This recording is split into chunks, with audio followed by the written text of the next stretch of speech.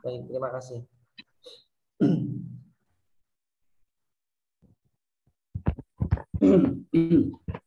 Baik, bismillahirrahmanirrahim. Assalamualaikum warahmatullahi wabarakatuh. Waalaikumsalam Alhamdulillah, warahmatullahi wassalatu wassalamu ala sayyidina Rasulillah wa ala alihi wa sahbihi wa man tabi'ahu wa man ba'd. Ibu dosen yang saya hormati dan apresiasikan, semoga selalu sehat selalu bersama keluarga besar. Mas Muiz ya sebagai presenter hari ini ada beberapa hal ya, dan mohon maaf kita terbuka saja di sini kan tidak sifatnya kelasnya bukan yang sebenarnya, dan juga baru-baru ya menjadi pembahas utama sekalipun yang sudah terbiasa juga kan di kelas gitu ya. Baik, dari beberapa hal ya, beberapa dari penilaian yang ada beberapa hal yang saya catat kiranya yang perlu diperhatikan oleh presenter ya.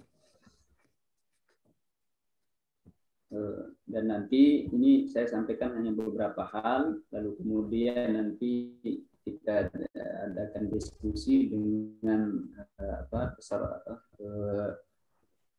dengan forum begitu. Ya. Kurang lebihnya nanti pembahas utama akan mempertimbangkan ke depan. Ya. Tapi sedikit tidak saya akan sampaikan masukan-masukan. Sebelumnya ya, Mas Muiz ya. Izin bertanya ya. Sebelumnya judul yang Anda angkat ini apa? Studi efektivitas pembelajaran Al-Quran metode UMI pada masa pandemi COVID-19. Studi kasus di siswa kelas 5 SD TLAI. Oke, baik. Saya mulai dari judul ya. Mana yang saya ingat tadi itu ya. Maaf. Dari judul ini saya rasa sudah menggambarkan ya. Cuman dari hal yang paling fundamental untuk diperhatikan apa istilahnya, untuk diperhatikan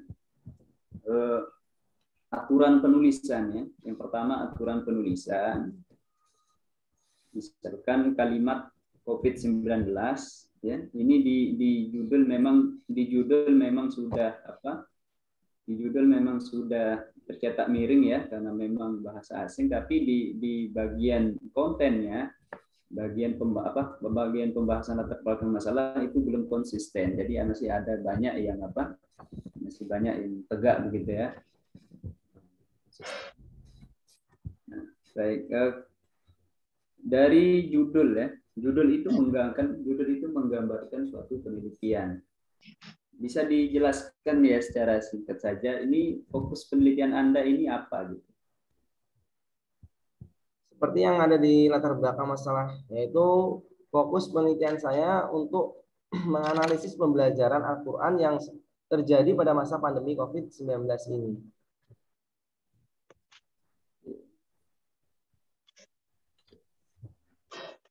Efektivitasnya. Nah, kemudian di bawah itu konsentrasi pembelajaran Al-Quran itu letaknya di mana ya Mas? Itu memang agak ini salah naruh atau bagaimana?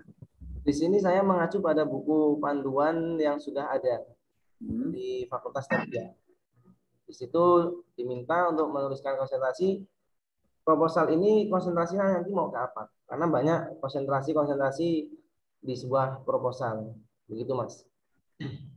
Sebentar ya, Ibu luruskan. Jadi yang ada di buku panduan, konsentrasi itu dulu prodi kita itu ada namanya pendidikan Islam, lalu konsentrasi pemikiran pendidikan Islam. Jadi itu identitas prodi, Mas.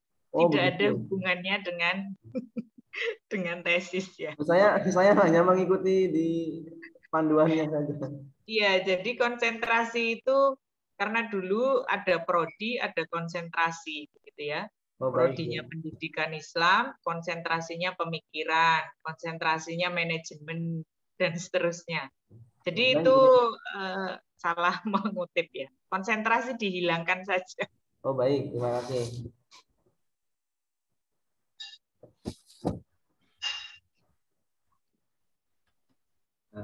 Oke, baik. Jadi dari penyebutan judul saja sebenarnya ya ini masukan untuk Mas Muiz ya. Dari penyebutan judul saja saya sudah bisa menerka ini bagaimana kesiapan Mas Muiz nanti untuk mempresentasikan di depan tim penguji proposalnya ya. Karena dari segi penyebutan sangat terlihat bagaimana confidence-nya, kesiapannya, penguasaannya itu sangat terlihat dari penyebutan judul saja sudah terlihat. Nah, karena saya lihat tadi dan sesungguhnya ini sebagai masukan juga ya Mas Muiz. Penguasaan materinya ini masih 50-50 gitu ya. Masih 50% bagi saya gitu.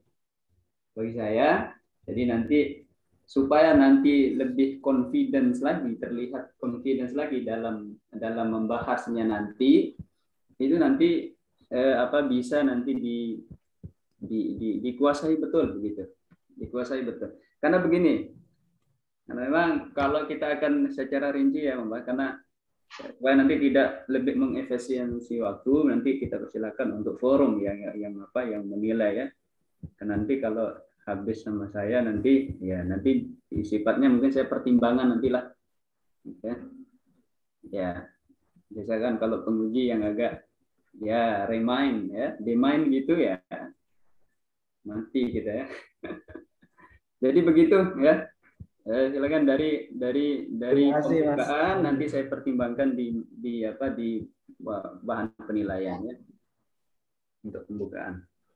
Itu juga pembukaan itu juga memang harus komprehensif ya, jangan langsung kepada konten ya. Oke, kemudian terkait sistematika pembahasan, bukan sistematika penulisan. Kalau sistematika penulisan saya rasa ini sudah mengacu kepada aturan yang di pedoman ya, saya rasa dari pandangan saya sekilas tadi. Ya, nanti teman-teman yang meluruskan, tetapi yang menjadi fokus saya di sini ya sebagai kritikan dan masukan juga sesungguhnya coba dicek lagi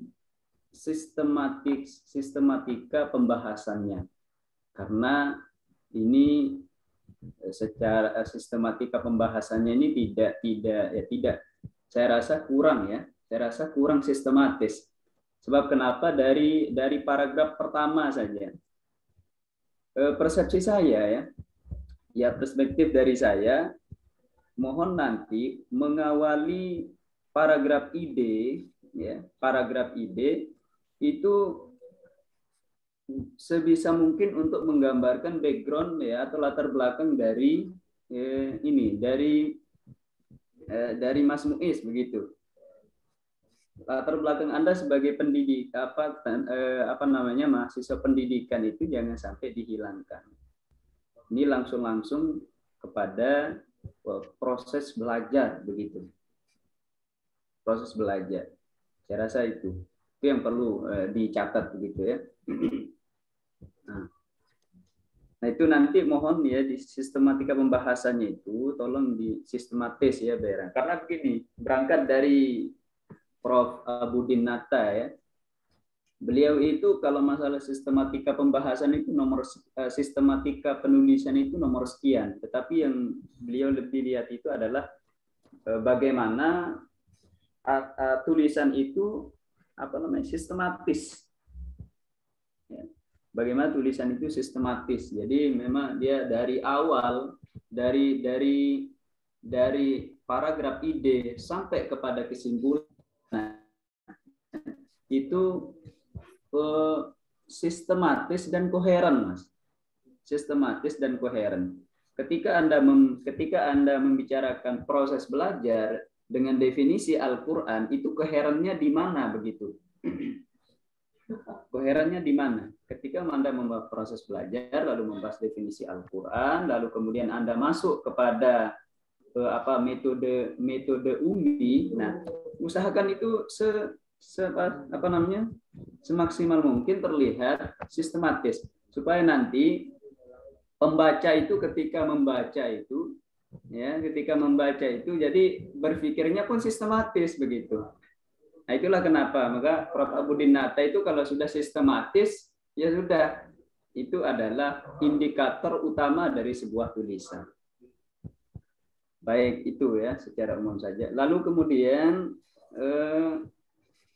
daftar pustakanya, bukan daftar pustaka ya, footnote-nya Mas. Jadi masih ada ya buku yang belum tercetak miring ya, judul buku yang masih ada yang tercetak miring kalau nanti menggunakan footnote begitu ya. Kita lihat di mana tadi ya. Kemudian terkait masalah footnote juga, itu tadi saya lihat ada referensinya diambil dari jurnal ya. Cuman di sana tidak memperlihatkan, kalau nggak salah HTTP ya tadi ya. HTTP. Ya, nomor 8 gitu, Mas. Ya. Mohon maaf itu kemarin saya revisi belum terkirim lagi, belum terupdate. Yang sekarang sudah terupdate Mas. Nah itu jadi di sana kalau nanti sifatnya website ya, setahu saya mungkin nanti dapat tanggal aksesnya kapan, lalu kemudian jurnal itu nanti ditaruhkan tahun terbitnya kapan. Gitu. Akses dari peneliti pun itu penting ya. Anda mengaksesnya tanggal berapa, ya bulan berapa, tahun berapa. Ya. Nah, itu ya, saya rasa Mas Muiz sudah menguasai hal demikian. Oke. Lalu kemudian terkait rumusan masalah. Rumusan masalah ya bagian 3 ya. Apa kendala yang dihadapi dalam kegiatan pembelajaran Al-Quran metode UMI pada masa pandemi COVID-19 di kelas 5 SDIT LHI Yogyakarta. Ya, bagi saya ya, perspektif saya, kalimat apa ini bagi saya ya sifatnya mungkin pertanyaan untuk pointer ya. Ya, sifatnya pointer yang sifatnya mungkin Anda hanya akan menyebutkan. Pada dasarnya ini digunakan untuk menyebutkan. Makanya saya lebih karena kedepannya nanti kan Anda akan menginterpretasikan. Betul seperti itu ya, Mas Mas. Ya, jadi sifatnya akan menginterpretasikan, bukan mendeskripsikan begitu ya, sorry ya, karena ini kualitatif, bukan kuantitatif ya, tapi ketika menjelaskan hal ini kan mesti Anda akan mendeskripsikan ya. Jadi saya rasa lebih koheren, Anda akan menggunakan bagaimana. Sebab secara gini ya, secara filsafat ilmunya ya, secara filosofis, apa itu digunakan untuk nilai nilai ontologinya, hakikatnya. Nilai hakikat dari sesuatu baru Anda bisa menggunakan kata apa. Memang lebih mendalam di sini. Tetapi karena sifatnya Anda ini sifatnya akan mendeskripsikan, maka saya lebih condong menggunakan bagaimana kendala yang dihadapi dalam kegiatan pembelajaran Al-Quran metode UMI. Kalau sifatnya Anda akan mendeskripsikan, tapi nanti kalau sifatnya Anda menggunakan apa ini untuk mengambil sebuah hakikat, ontologi ilmu pengetahuan itu sendiri, maka silakan gunakan kalimat apa, dan itu lebih mendalam lagi begitu. Itu sejauh yang saya tahu. Nah, itu terkait sistematika penulisan, sistematika pembahasan tadi. Lalu kemudian terkait slide ya, slide ini Slide mohon nanti untuk lebih menarik lagi, saya rasa ya. Slide ini untuk lebih menarik, dan kalau bisa slide itu betul-betul mewakili, saya rasa ya. Slide itu betul-betul mewakili dari apa yang Anda ingin bahas. Jadi supaya nanti terlihat betul profesionalitas dari pembahas, dari ini pemateri. Nah, supaya nanti slide itu jangan seperti, karena terlihat sekali ya, jangan bagaimana penguasaan materi itu sangat terlihat sekali. Dan untuk slide itu kalau bisa untuk bagaimana, sifatnya slide ini kan untuk menarik perhatian begitu, untuk menarik perhatian supaya nanti forum untuk lebih fokus kepada Anda. Baik, saya rasa itu saya sebagai pembahas utama, yaitu masukan dan tadi di awal saya juga ada pertanyaan juga. Silahkan untuk teman-teman yang lain untuk memberikan pertanyaan ataupun saran kepada presenter kita pada hari ini. Terima kasih. Silahkan. Terima kasih Mas pembahas utama selalu ya. Teman-teman yang lain bisa menambahkan ya. Ibu kira masih banyak hal-hal yang belum dikomentar. Kerangka teori, ada metode, orisinalitas ide. Mungkin teman-teman juga boleh misalnya mempertanyakan judul, ya. Terus ya karena kita ini sudah magister ya, sudah S2, ya lakukanlah penelitian itu yang sifatnya ke pengembangan. Nah, kalau dengan judulnya Mas Muiz ini kira-kira bisa melakukan pengembangan di mana? Ya, silakan teman-teman.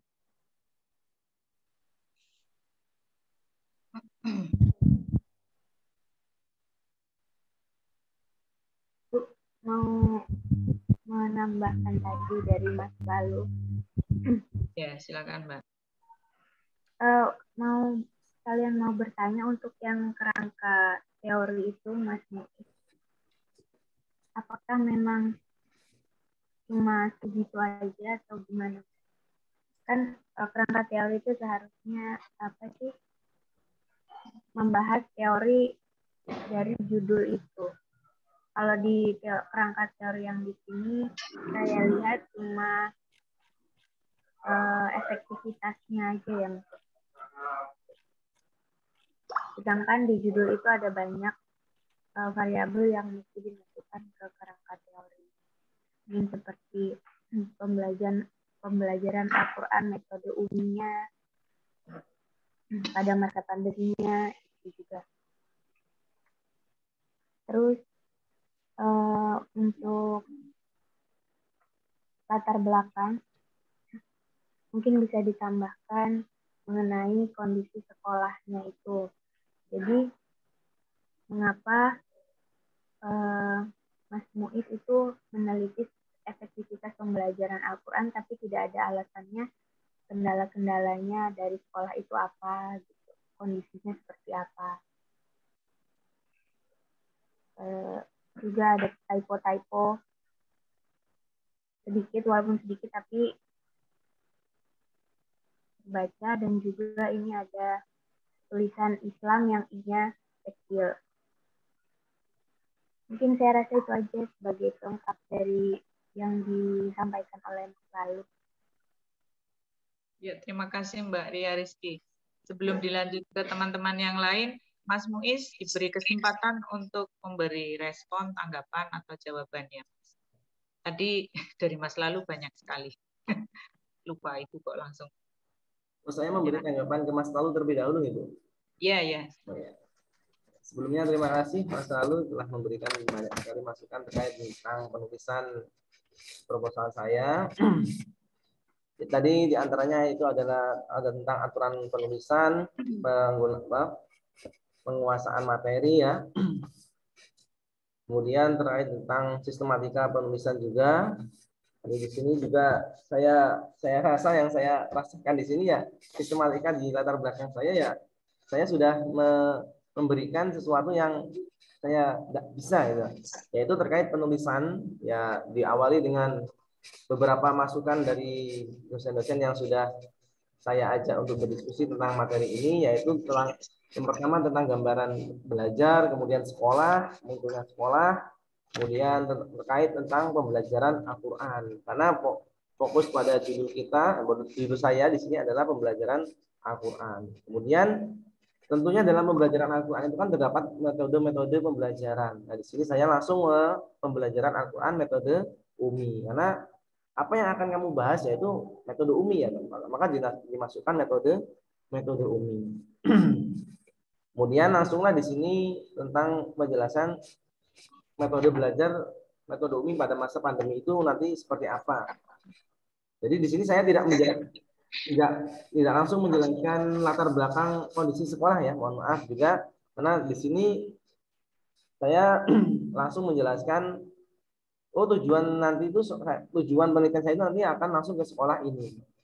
Jadi latar belakang sekolah ya nanti insya Allah akan dijelaskan pada sistematika pembahasan di situ di bab 3 ya, tentang mengenai kondisi sekolah.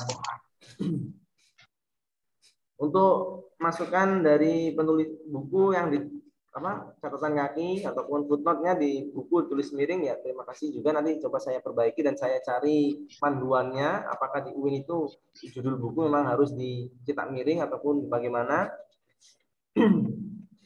Kemudian untuk Mbak Ria mengenai kerangka teori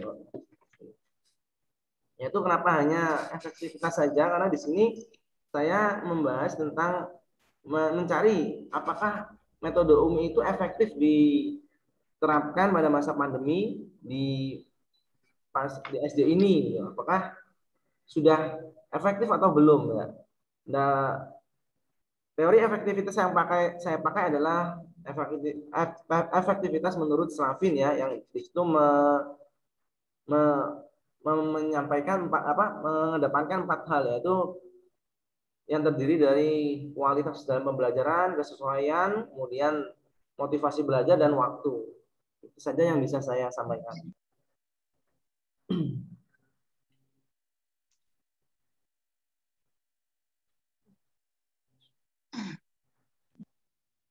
Untuk masukan dari Mbak Ria, mau ditanggapi? Sampun Bu, sampun sekalian. Sudah ya? Baik. Teman-teman yang lain, silakan jika mau memberi respon, pertanyaan, atau masukan. Saya Bu. Saya Bu. Ya, Mbak Penny dulu, silakan. Terima kasih atas waktunya Bu. Baiklah, di sini saya ingin mempertanyakan sedikit mengenai proposal yang Mas Muiz buat di bagian rumusan masalah atau fokus yang mau dituju ya Mas, fokus masalahnya. Di sini yang kedua, yaitu bagaimana tingkat efektivitas pembelajaran Al-Quran menggunakan metode UMI pada masa pandemi COVID-19 terhadap siswa kelas 5 di SDIT LHI Yogyakarta. Nah, yang ingin saya tanyakan itu, Mas Muiz di sini mengukur tingkat efektivitasnya. Nah, sedangkan Mas Muiz menggunakan teknik metode penelitiannya yaitu kualitatif yang hanya observasi, terus wawancara dan dokumentasi. Nah, apakah dari ketiga teknik itu, pengumpulan data itu dapat memberikan memberikan gambaran tentang tingkat keefektifan pembelajaran Al-Quran menggunakan metode UMI itu sendiri? Seperti itu Mas Muiz. Terima kasih. Ya, terima kasih Mbak Penny. Mau langsung ditanggapi? Boleh Bu, saya coba mentanggapi. Terima kasih Mbak. Terima kasih Mbak Penny ya atas masukannya. Di sini saya membaca beberapa artikel jurnal dan kemudian beberapa tesis yang di situ menggunakan efektivitas pembelajaran. Nah, di sini saya membaca beberapa tesis terkait tersebut.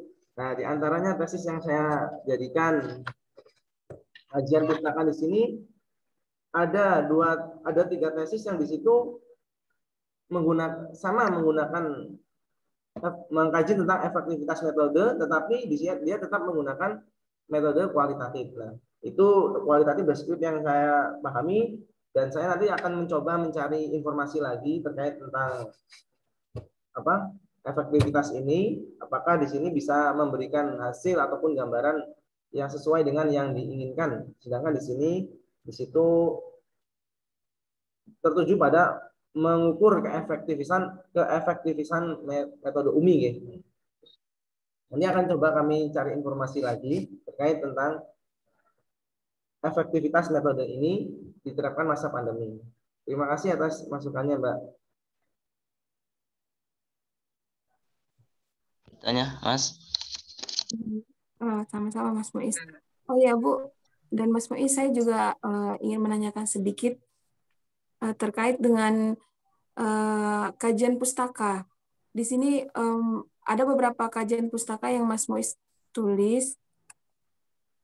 Nah, apakah setiap kajian pustaka itu harus mendeskripsikan dalam hasil dari kajian pustaka itu, atau bagaimana, Bu? Setahu saya kan kalau kajian pustaka itu dari seandainya menurut Malika tentang efektivitas pembelajaran apa, nah dia menjelaskan juga hasil dari penelitian atau skripsi atau tesis yang dia teliti itu dipaparkan seperti itu. Jadi kelihatan bagaimana gimana? Lanjut, Ya, Mbak. dilanjut. Bagaimana perbedaan atau persamaan dari metode penelitian sebelumnya dan yang mau kita teliti seperti itu ya, Bu ya. Ya, silakan Mas Muiz. Ya, saya menuliskan beberapa penelitian di sini terkait tentang kajian pustaka ya. Dan itu ya saya pertama mendeskripsikan beberapa hasil dari penelitian sebelumnya. Kemudian memang saya di sini menuliskan tidak sepenuhnya hasil dari penelitian sebelumnya itu seperti apa. Nah, di sini langsung kepada inti dari hasil tersebut. Jadi saya tidak membuat banyak paragraf untuk mendeskripsikan hasil, kemudian saya temukan. Tapi di sini ketika di situ ada kata kunci dari penelitian tersebut, saya pakai, saya gunakan, kemudian saya bandingkan dengan penelitian saya. Jadi saya tidak membuat banyak paragraf itu.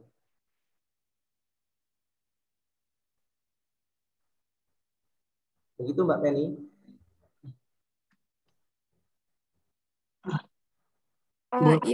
Boleh. Ya, terima kasih.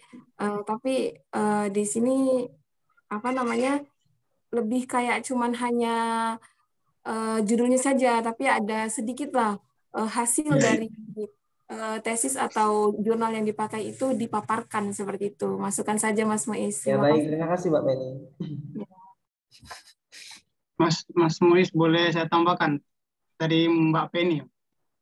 Silakan, terkait dengan kajian tadi ya.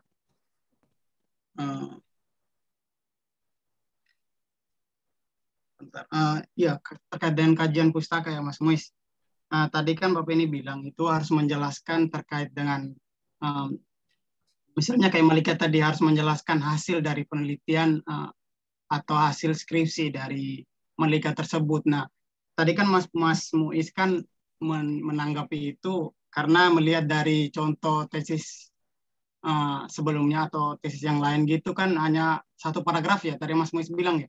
Nah, kalau memang hanya satu paragraf, di situ tuh Mas harus menjabarkan semua terkait dengan di metode yang digunakan Malika, terus yang digunakan juga metode yang digunakan juga sama Mas Muiz. Nah, tadi kan Mbak Penny juga memberikan masukan, itu harus membuat tabel biar Mas Muiz itu nanti bisa menjelaskan terkait dengan perbedaan dan persamaan penelitian dari beberapa kajian pustaka itu sama Mas Muiz. Nah, itu yang pertama ya Mas ya. Dan yang kedua itu terkait dengan di rumusan masalah Mas. Nah, rumusan masalah itu kan Mas juga menuliskan kembali judul ya, kalau nggak salah. Nah, sebaiknya itu masukan saya Mas, entah diterima atau nanti ditolak itu nanti Mas Muiz ya atur sendiri ya. Itu kalau kalau menurut saya sih judul itu tidak perlu dituliskan kembali kalau di bagian rumusan masalah. Itu kan Mas Muiz menuliskan kembali ya. Karena judul itu kan di paragraf terakhir di bagian latar belakang itu kan Mas Muiz sudah menuliskan. Sebaiknya jangan menuliskan kembali di bagian rumusan masalah. Dan rumusan masalah itu ya cukup beberapa poin itu saja. Judulnya nggak perlu dituliskan lagi. Nah, kemudian dari poin rumusan masalah itu sebaiknya Mas Muiz juga mengukur. Itu kan di poin ketiga itu kan apa kendala yang dihadapi dalam kegiatan pembelajaran tersebut kan. Nah, sebaiknya Mas Muiz coba menambahkan lagi satu poin terkait dengan upaya dalam menghadapi kendala itu. Karena itu kan Mas Muiz mengukur lihat dari judul itu kan studi efektivitas kan, mengukur suatu kegiatan itu. Sebaiknya coba mengukur juga upaya dari kegiatan tersebut. Jangan hanya kita mengetahui kendalanya saja, tapi juga upaya dari kegiatan tersebut yang dilakukan oleh guru-guru itu. Mungkin itu saja Mas Muiz, terima kasih. Terima kasih Mas Gufron. Sangat masukannya saya terima. Nanti coba saya perbaiki lagi terkait dengan kajian pustaka yang di situ harus ditambahkan hasil dari penelitian sebelumnya, kemudian dibuat tabel gitu ya masukannya ya. Iya. Jadi saya coba dan saya coba mencari referensi lagi terkait judul ya. Terima kasih. Nanti saya coba perbaiki dengan di rumusan masalah dan terkait dengan rumusan masalah nomor 3 kendala. Nah, itu kan saya belum mengetahui kendalanya. Jadi saya hanya memprediksi setelah beberapa pengamatan ternyata sepertinya kendalanya seperti ini. Nanti coba saya deskripsikan di bab selanjutnya. Terima kasih Mas Gufron atas masukannya. Iya. Nanti kalau sudah mengetahui kendala kan berarti ada ide selanjutnya untuk menghadapi untuk biar kendala itu tuh tidak muncul kembali gitu Mas. Jadi tersusun gitu rumusan masalahnya gitu.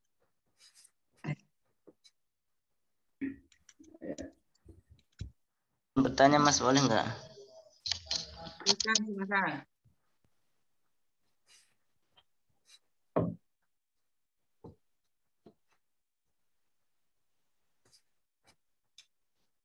Boleh ya Mas? Silakan Mas Komar.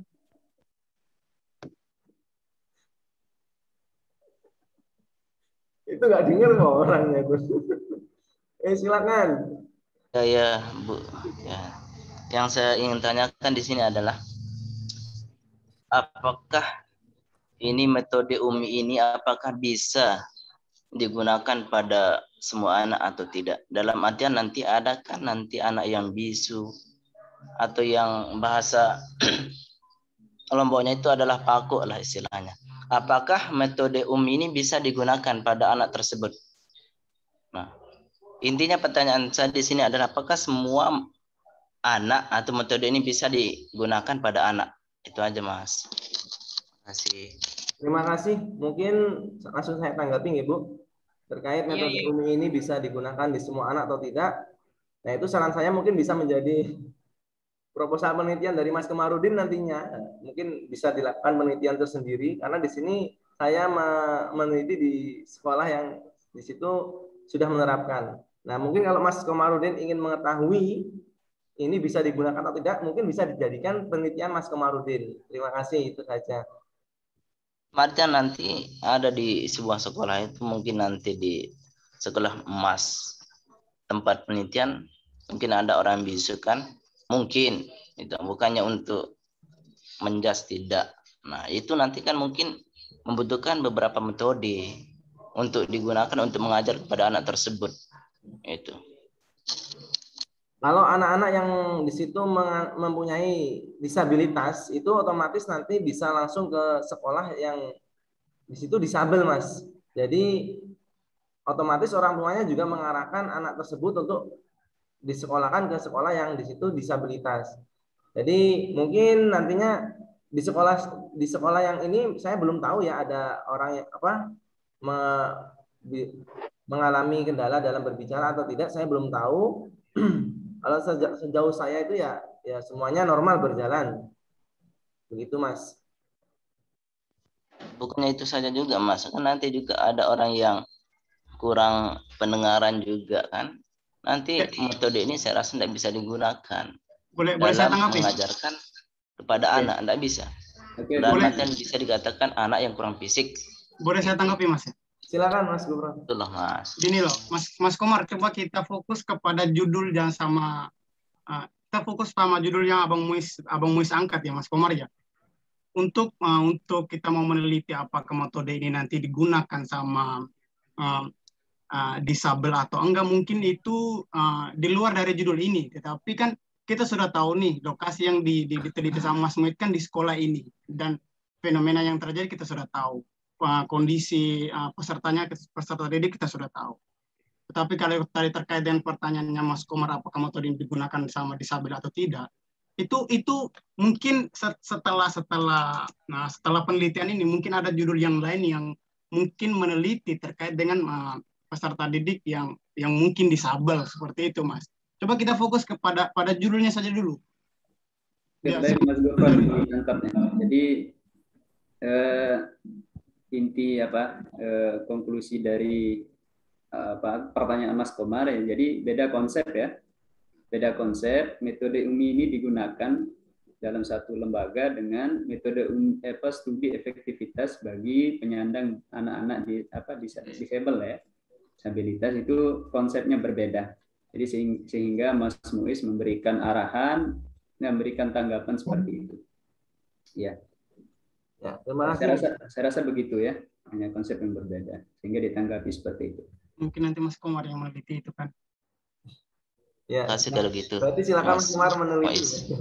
Ya, mungkin Mas Muiz itu masih gambaran-gambaran tentang penelitian, belum meneliti juga. Terima kasih banyak, Mas. Ya, terima kasih. Baik, ini kita masih berjalan ya. Oke, saya rasa sebagai pembahas utama, ini yang saya terakhir ya, nanti saya pertimbangkan juga masukan dari teman-teman. Saya rasa yang terakhir, ini Mas Muiz terkait kerangka teori. Kerangka teori ini kalau tidak salah yang kerangka teori yang Anda gunakan ini siapa tadi punya? Slavin ya, menurut Slavin. Nah, pertanyaan saya, kerangka teori itu digunakan untuk apa gitu ya? Supaya nanti terarah gitu ya ke penelitiannya itu. Hasil penelitiannya itu terarah ya, menggambarkan. Itu kerangka teori itu digunakan untuk apa, Mas? Anda gunakan untuk apa gitu? Ya, terima kasih. Kerangka teori di sini ya yang saya gunakan untuk mengukur kalau menurut Slavin ini ya dikatakan efektif apabila memenuhi 4 tadi. Jadi teori efektivitas ini nanti akan saya gunakan di metode pembelajaran UMI ini yang ada di SDIT LHI. Apakah SDIT LHI itu memenuhi 4 teori tersebut? Itu, Mas. Gitu. Baik. Nah, oke. Jadi saya dapat tangkap maksud Anda ya. Berarti Anda memakai teori itu sebagai sebuah hasil ya. Mengukur hasil. Ya. Sedangkan teori itu sederhananya apa, Mas?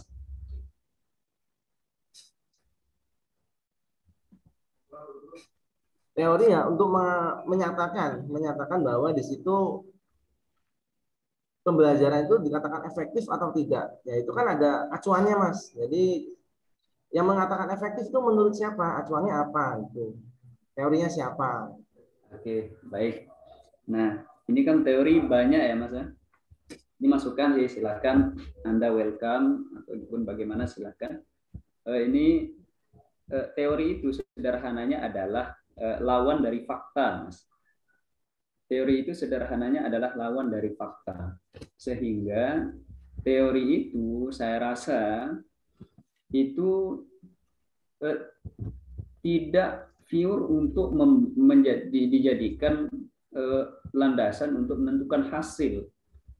Iya, tidak. Tetapi teori itu digunakan sebagai kerangka pemikiran bagaimana kita akan melihat suatu fakta yang kita teliti. Karena bisa jadi nanti suatu teori itu kan makanya dalam teori itu secara filosofis kan itu berbeda-beda para ahli filsafat memandang suatu teori itu. Ada dari falsifikasi, ya, Popper dan sebagainya. Maka sederhananya teori itu adalah lawanan dari fakta. Bisa saja nanti Anda menemukan teori itu berbeda, ya, kontra dengan di penelitian. Bisa jadi seperti itu. Jadi kesimpulannya kalau bisa, ya, teori ini dijadikan sebagai landasan penelitian, landasan pemikiran, begitu ya, landasan pemikiran, bukan sebagai hasil, ya, karena memang dari dulu memang teori itu memang digunakan orang membumingkan teori itu dijadikan sebagai hasil, gitu ya, hasil untuk mengukur. Nah, saya rasa seperti itu, Mas Muiz. Baik, Mas, terima kasih atas pertimbangannya. Ya, terima kasih Mas Lalu dan teman-teman semua. Sebelum Ibu memberi masukan lebih lanjut, apakah teman-teman yang lain masih ada yang ingin menyampaikan? Bu, boleh saya lagi, Bu? Satu lagi, Bu. Ya, silakan. Yang lain? Kok yang lain lagi, Mas Muiz? Enggak, ini satu aja, Mas. Yo, Mas. Cuman mau beri saran aja nih. Terkait dengan itu tadi kajian pustaka itu, Mas. Itu kayaknya kalau saya lihat ada beberapa poin itu mungkin penelitiannya itu atau lihat dari judul itu kayaknya menggunakan metode UMI semua, iya kan? Metode UMI semua. Sedangkan di judul Mas itu kan ada yang pembelajaran daring. Coba nanti kajian pustaka itu ditambahkan dengan yang pembelajaran daring, yang meneliti metode apa gitu pada situasi pembelajaran daring gitu, Mas. Baik, Mas. Terima kasih. Ya udah, terima kasih. Ya, terima kasih Mas Sufron. Gimana teman-teman? Masih ada masukan, pertanyaan? Sudah cukup? Izin, Bu. Mau satu lagi ya. Mbak Ajeng, silahkan. Mas Muiz, terkait judul udah banyak belum sih yang pakai judul itu? Terkait judul sudah banyak, Pak. Sudah banyak, Mbak, yang memakai judul ini. Namun di sini saya mencoba untuk mencari, menganalisis dari masalah-masalah ataupun di sini temuan-temuan beberapa peristiwa yang terjadi. Jadi kemudian saya rumuskan menjadi sebuah judul penelitian yang kemudian nanti saya akan teliti. Dan saya juga sudah berkonsultasi dengan DPA dan orang-orang yang di sini saya anggap mampu di bidang ini sehingga saya menetapkan judul ini. Terima kasih, Mbak. Oh ya, terima kasih Mas Muiz. Sukses selalu. Amin. Ya, sudah cukup? Sampun, Ibu. Cukup, Bu. Yang lain? Cukup ya? Sudah sangat banyak sekali.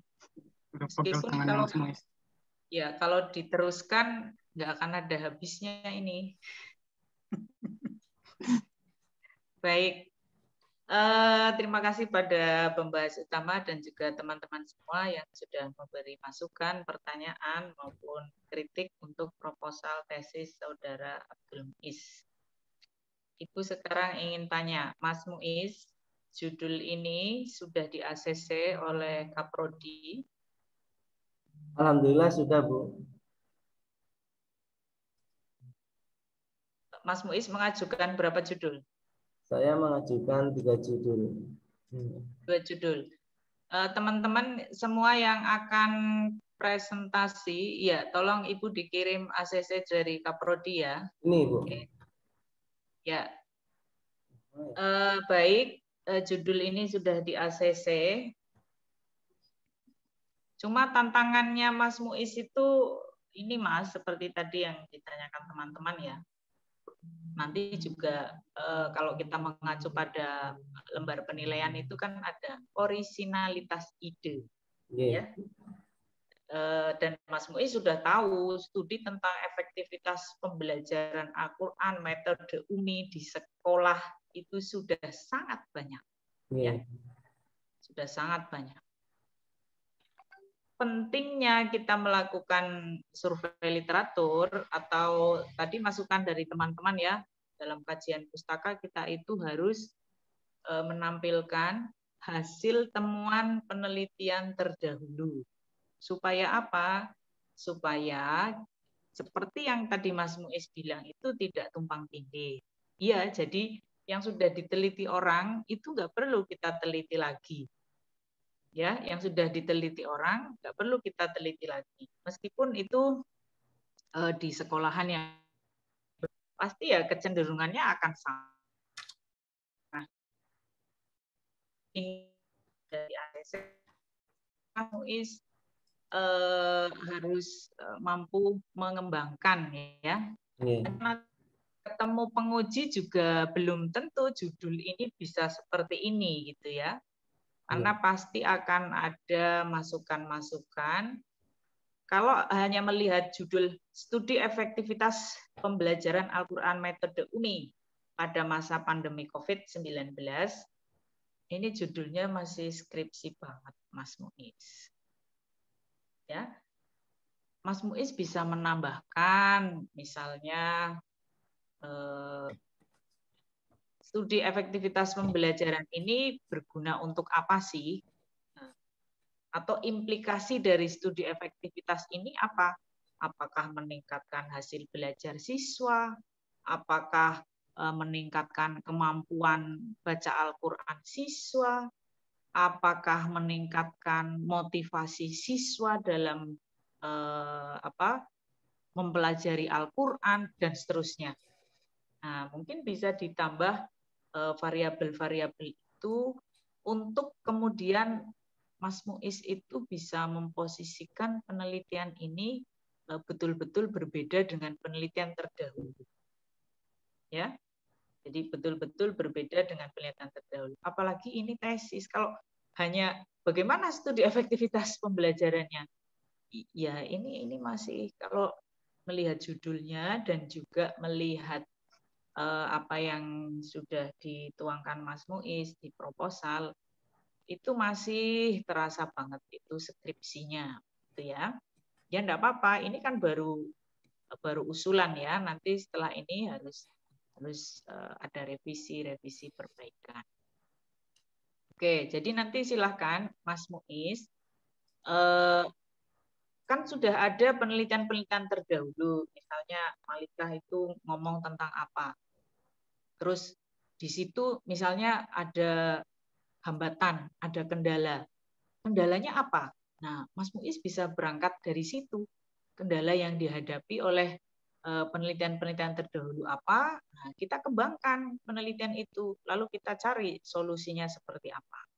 Gitu ya. Jadi penelitian-penelitian terdahulu itu kita jadikan sebagai pijakan untuk kita melakukan penelitian ini. Jadi jangan sampai, kan bahasanya Mas Muiz tadi tumpang tindih. Jangan sampai kita ini hanya mengulang-ulang, hanya beda lokasi. Masa sih? Di mana? Bargaining position kita itu kan nggak ada kalau kita ini hanya hanya mengulang-ulang penelitian terdahulu ya. Ya meskipun tentunya di masa pandemi ini tentu akan berbeda. Ya, di masa pandemi ini tentu akan berbeda. Cuma sayangnya di latar belakang masalah sama sekali belum bunyi apa itu yang diinginkan Mas Muiz untuk penelitian ini. Apa itu studi efektivitas? Kenapa studi efektivitas pembelajaran ini penting di masa pandemi? Ya karena di masa pandemi itu ada berbagai problem. Ya, ada berbagai problematika pembelajaran. Coba kita lihat ya di latar belakang masalah. Ini latar belakangnya juga masih Maka tadi ada beberapa masukan dari pembahas utama ya. Oke, Mas Muiz, kalau memang masih ingin mengangkat studi efektivitas, bagaimana cara kita menuangkan dalam latar belakang masalah? Jadi di latar belakang masalah itu harus ada pernyataan secara eksplisit, secara jelas, mengapa atau alasan akademik apa yang membuat kita mengangkat penelitian ini. Ya. Jadi di sini sepertinya masih abu-abu ini, masih belum jelas. Di alinea pertama, Mas Muiz bicara tentang apa ini? Belajar. Belajar. Terus di alinea kedua, Mas Muiz bicara tentang apa? Sekolah. Masih belum menyinggung tentang pentingnya efektivitas. Ya. Efektivitas pembelajarannya itu di mana? Jadi kalau kita mau studi tentang efektivitas, maka kita sampaikan bahwa pembelajaran efektif itu penting. Mengapa? Ya kalau tidak efektif berarti begini. Itu harus ada di alinea pertama atau alinea kedua. Malah di sini Mas Muiz ngomong manajemen sistem pendidikan yang terarah dan terencana. Ini mau ngomong, jadi penelitian ini itu mau studi efektivitas atau studi manajemen sistem pendidikan. Jadi kalau memang yang kita angkat itu studi efektivitas pembelajaran, mulai dari hentakan pertama ini harus ngomong tentang apa itu efektivitas pembelajaran. Mengapa efektivitas pembelajaran itu penting? Efektivitas pembelajaran itu penting karena kaitkan dengan, karena ini ada masa pandemi ya harus disinggung ini. Masa pandemi itu seperti apa? Efektivitas pembelajaran itu tidak di masa pandemi saja penting, apalagi di masa pandemi. Tantangannya kan berlipat-lipat. Lalu kemudian di sini Mas Muiz tiba-tiba ngomong pengertian Al-Quran. Ya, kaitkan dengan pembelajaran Al-Quran di sekolah yang efektif itu seperti apa. Ya. Terus ada yang agak menggelitik di sini. Nih. Oke, ini disebut metode UMI. Berdasarkan deskripsi di atas, proposal ini akan mengkaji mengenai hambatan-hambatan atau kendala yang dihadapi. Nah, pertanyaannya, Mas Muiz itu mau mengkaji problematika atau studi efektivitas? Karena berkali-kali di sini disebut tadi di atas, di sini ngomong hambatan-hambatan dan kendala yang dihadapi, di sini juga begini. Dalam penelitian ini diharapkan bisa memberikan solusi terhadap kendala yang dihadapi dalam proses pembelajaran Al-Quran, khususnya untuk siswa kelas 5. Jadi dalam judul itu jelas studi efektivitas, tapi di latar belakang masalah Mas Muiz lebih ngomong tentang problematika dan solusi. Gimana? Nanti supaya dipertimbangkan lagi ya Mas Muiz. Jadi apakah mau terus kemudian ini disesuaikan dengan judulnya, mau menyesuaikan dengan isi atau isi disesuaikan dengan judul gitu ya. Ya sebaiknya isi kita sesuaikan dengan judul yang sudah di ACC oleh prodi. Maka harus diperhatikan itu tadi apa sih yang dimaksud dengan studi efektivitas? Kita ini mau ngapain? Nah, ini belum ada ini efektivitas pembelajaran di masa pandemi ini problemnya apa saja. Jangan lupa kalau Mas Muiz itu mau memotret seberapa efektif pembelajaran Al-Quran menggunakan metode UMI di sebuah sekolah, di latar belakang masalah harus dijelaskan yang sudah dilakukan sekolah saat ini seperti apa. Berdasarkan observasi awal bagaimana gambarannya. Nah, baru kita tertarik untuk ada masalah apa di situ, ada problem apa di situ. Baru setelah itu kita melangkah ke keinginan untuk mengkaji seberapa efektif ya pembelajaran metode UMI di masa pandemi ini di sekolah Lukmanul Hakim. Tadi masukan tentang, jadi kalau kita meneliti di sebuah tempat, silahkan tambahkan informasi secukupnya tentang lokasi yang akan kita teliti. Apa menariknya, apa uniknya, jadi apa sih alasannya kita meneliti sekolah itu. Karena kita harus kembali ke pertanyaan awal penelitian ya, sejauh mana signifikansi penelitian ini kita lakukan. Ada nilai penting apa? Wah, jangan-jangan nggak ada pertanyaan yang harus dijawab, nggak ada nilai pentingnya.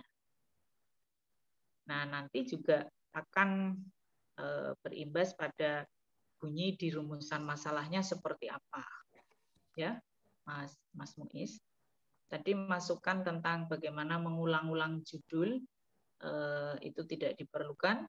Malah ada yang berpendapat sebetulnya di bagian latar belakang masalah pun di alinea terakhir itu kita nggak perlu menulis judul lagi, apalagi ini tesis gitu ya.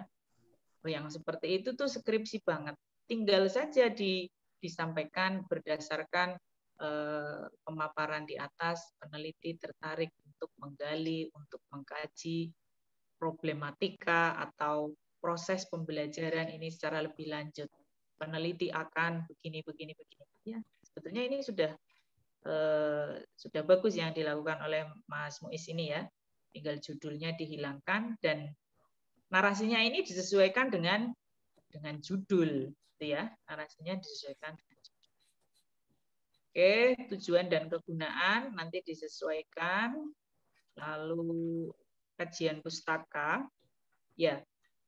Kajian pustaka karena ini tesis ya, untuk teman-teman yang lain juga ya hilangkan kata skripsi ya. Kajian pustaka ini tesis, maka kajian pustakanya itu minimal harus yang setara.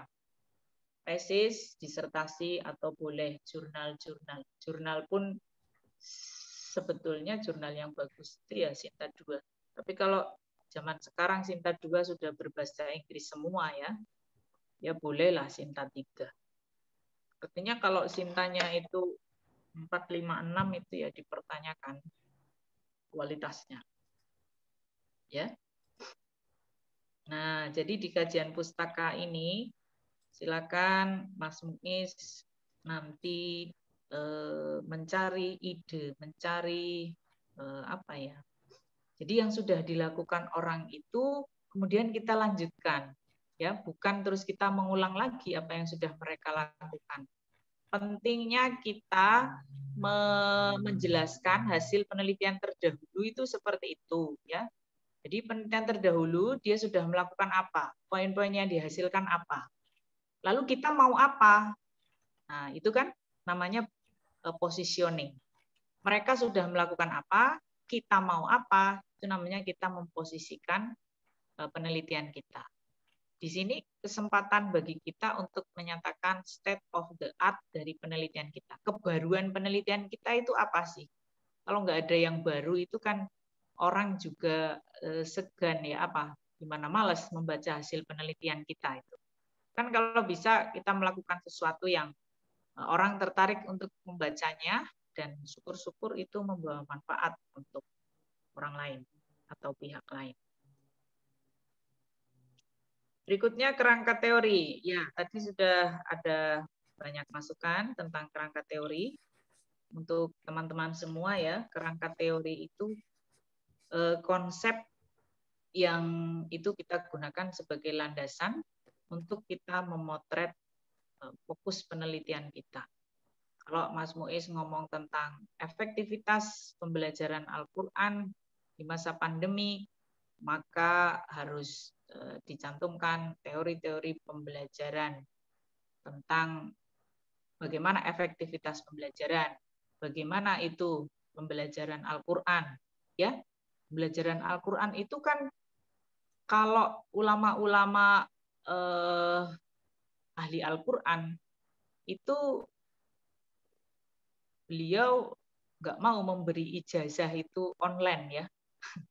Talaki itu harus ketemu langsung, gitu ya. Talaki itu harus ketemu langsung. Musyafahah itu harus ketemu langsung. Bagaimana itu di masa pandemi seperti ini? Coba dicari teori atau proses pembelajaran Al-Quran ya. Teori pembelajaran Al-Quran itu ada macam-macam ya. Ada simai, ada syafahi, ada lain-lain, itu teorinya ada banyak. Nah, Mas Muiz bisa mencantumkan di bagian kerangka teori ini. Lalu kemudian karena ini di masa pandemi COVID, ya singgung sedikit tentang teori pembelajaran atau model pembelajaran yang ada di masa pandemi COVID ini, yang efektif itu yang seperti apa.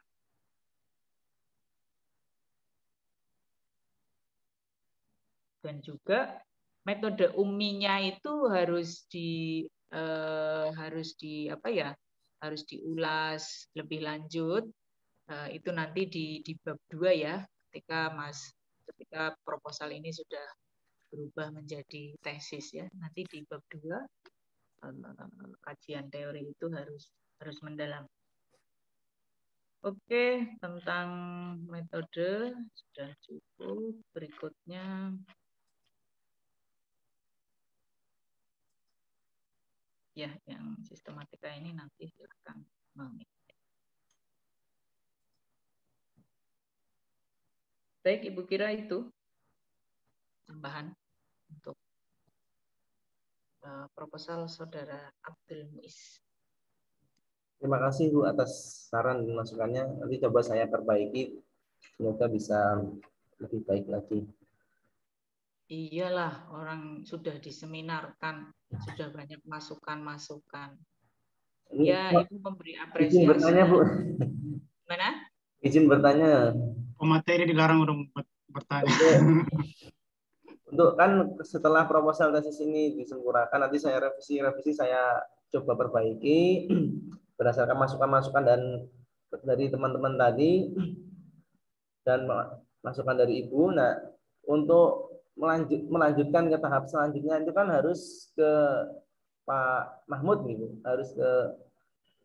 harus tanda tangan dari dosen pengampu mata kuliah berbentuk hardnya gitu. Nanti itu kalau perkuliahan ini udah selesai. Udah, mahasiswa diberi waktu yang cukup untuk memperbaiki proposalnya supaya bagus dan lebih matang begitu ya. Jangan buru-buru mengerjakan lalu kemudian kurang maksimal ya. Ini maksudnya ke depannya gitu.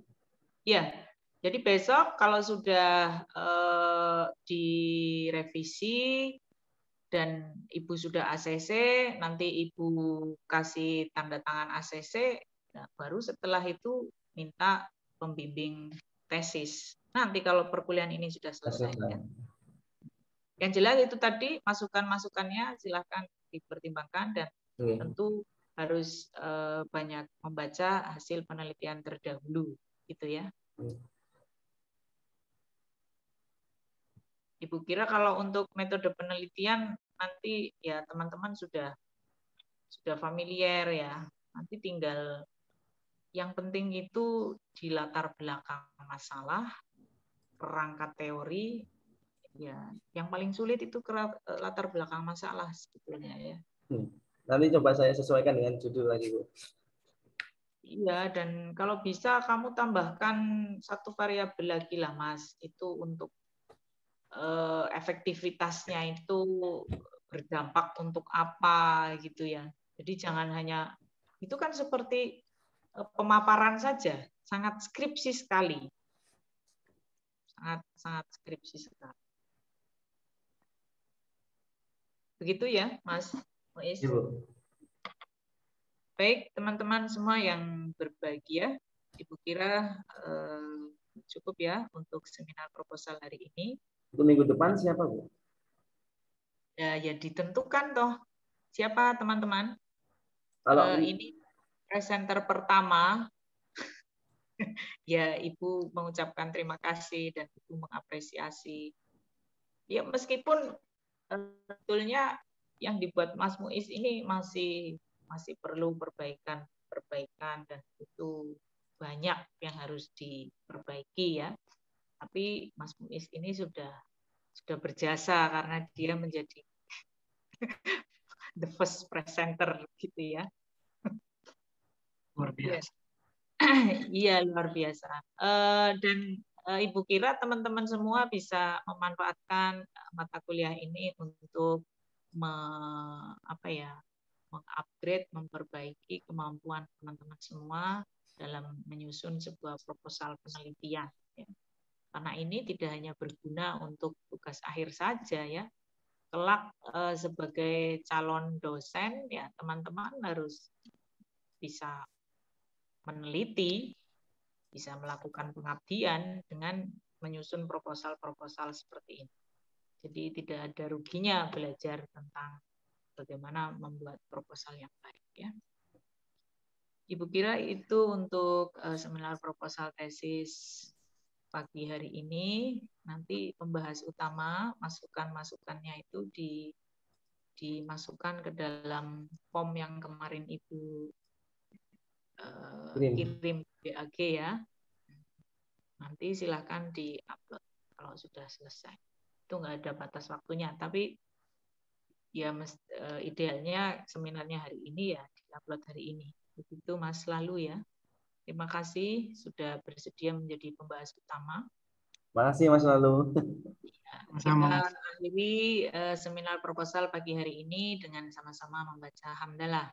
Alhamdulillah. Alhamdulillahirabbil alamin. Ya. Bu, sebentar Bu. Minggu depan, halo, untuk minggu depan silakan ditentukan ya. Ya itu Bu, Mas Itmam udah ajukan Bu. Oh gitu ya.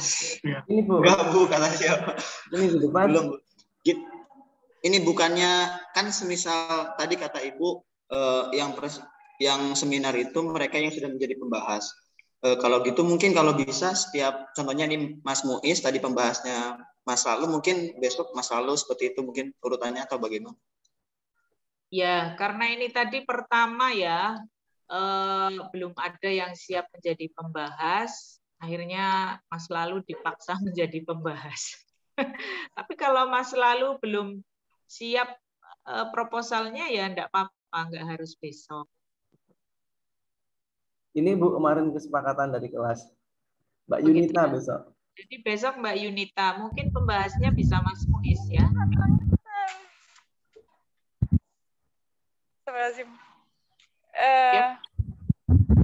Mbak Yunita minggu depan siap ya? Ini semuanya sudah ngisi. Semua teman-teman sudah ngisi atau ada yang belum ngisi? Ini kemarin berdasarkan hasil musyawarah sudah ngisi semua, Bu. Oh, sudah ngisi semua. Oke. Musyawarah belum adil. Ya, kemarin dipimpin Mas Lalu dan Mas Gufron. Oh, mulai lempar batu. Bu, mohon maaf Ibu, boleh minta masukannya? Ya, silakan. Tuh, itu Mbak Yunita belum siap gimana ini? Itu masih di mute, Mas Lalu. Mas Muiz pelanggannya ngemut-ngemut aku nggak bisa. Apa? Jadi saya bukan masalah persiapan untuk menulisnya ya, Bu. Cuman gimana Ibu masukannya? Saya masih terkendala referensi Ibu dan referensi mana untuk mencari referensi. Gimana? Ini Bu. Halo Mas Lalu, terkendala apa? Referensi Ibu, artinya ekonomi Ibu. Referensi. Ya, tanda kutip ekonomi. Ekonomi semuanya susah, Mas. Beli Bu. Malah ngeluh lagi sama orang yang susah ini, Mas. Gimana? Ada sedekah kan? Referensi tentang ekonomi. Enggak Bu, maksudnya uangnya itu, uang untuk beli referensi masih terkendala gitu. Mas Lalu kan ada di Jogja toh. Iya Bu. Mas Lalu itu bisa tiap hari ke perpus loh. Kita perpusnya buka. Iya. Nggak tahu jalan Bu. Enggak, Mak. Jadi kita ini ya harus pakai, tidak ada akar rotan pun jadi. Apa tidak ada? Kebalik ya. Jadi kan kita ini harus bisa survive dalam segala kondisi, gitu ya, Mas Lalu. Kalau memang literatur-literatur itu tidak bisa kita beli, ya kita harus ke perpus gitu. Wong perpusnya ada kok. Apa harus dibeli? Bisa akses di Gilip, Mas, banyak sekali, Mas. Perpus sudah itu. Nanti minta filenya bisa langsung screenshot, nanti dikirimin ke si cari apa siapa itu. Lupa. Buku-buku di perpus itu semua sudah digital, Pak, Mas Muiz. Sebagian ada yang belum, Bu. Kalau yang lama-lama belum, tapi kalau yang sudah terbaru sebagian sudah. Tahun 2016, 2017 sudah. Banyak versi digitalnya ya? Iya, sudah banyak. Nah, itu Mas Muiz. Mas Muiz, Mas Lalu. Kalau saya memang buku itu harus beli karena saya harus baca langsung ya. Kalau baca file itu pusing. Saya kan udah tua, kalian itu masih muda. Alasan utama itu. Alasan utama agak malas baca yang ya, tapi kan kita harus bisa menaklukkan keadaan. Kalau nggak ya ke perpus lah ya. Oke, Bu, makasih. Jadi minggu depan siapa ini? Mas Lalu sudah siap? Belum, Ibu. Mbak Firda itu sudah. Gimana jadinya? Mbak Yunita belum siap? Ya. Nanti kita rembuk lagi ya, teman-teman. Ya, yang jelas minggu depan ada yang siap dan pembahas utamanya Mas Muiz ya. Insya Allah, Bu, siap. Iya, harus siap. Kamu kan udah maju. Sekalian kamu itu ngoreksi punya orang. Nah, sambil menyelam minum air, kamu juga memperbaiki tesis proposal. Itu ya. Baik, Bu. Ya, terima kasih teman-teman semua. Insya Allah kita bertemu lagi hari Senin yang akan datang. Semoga kita semua sehat selalu. Yang lain tetap berproses, berprogres. Jadi proposal kita itu sebanyak apapun kita baca, pasti akan ada kekurangan-kekurangan. Oh, ini kurang di sini. Oh, ini kurang di sini. Gitu ya.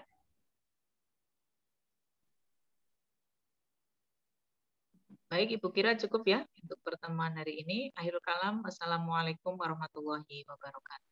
Waalaikumsalam warahmatullahi wabarakatuh. Terima kasih, Bu. Sama-sama.